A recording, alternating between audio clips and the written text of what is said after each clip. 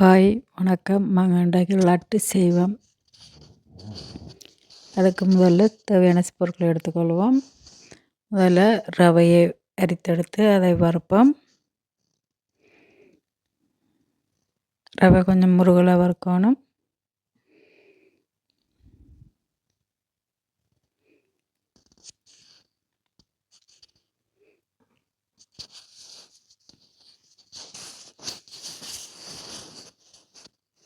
மெல்லிய சூட்டில் விட்டு வறுத்தால் கருப்பு தன்மை வராது. ரவையை வறுத்துட்டு தேங்காய்ப்பு வறுப்போம். தேங்காய்ப்பு போடலாம், போடாமலும் செய்யலாம். நான் தேங்காய்ப்பு போட்டுக்கிறேன். இப்போது சிறிதளவு நெய் விட்டு அதில் காஜுவும் முந்திரியும் போட்டு வறுப்போம்.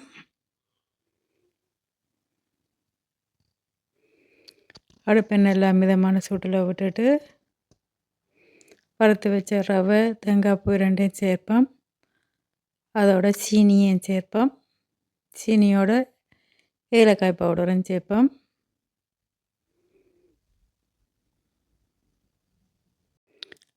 அடுப்பை நல்லா மெல்லிய சூட்டில் வச்சு தான் இது வறுக்கணும்.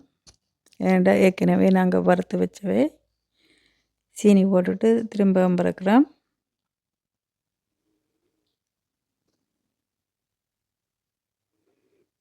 ஏலக்காய் பவுடர் சேர்த்தாச்சு, சீனியும் சேர்த்தாச்சு. இப்போ நாங்கள் டின் பாலில் கொஞ்சம் தண்ணி விட்டு கரைச்சிட்டு அதை சேர்க்க போகிறோம்.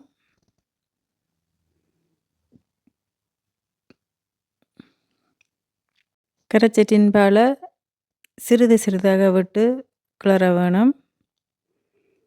நிறைய விட்டால் களி மாதிரி வந்துடும்.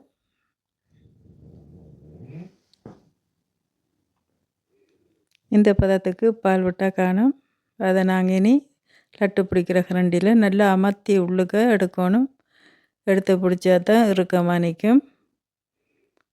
இப்படியே எடுத்து எல்லா லட்டையும் பிடிச்சி எடுத்துக்கொள்வோம்.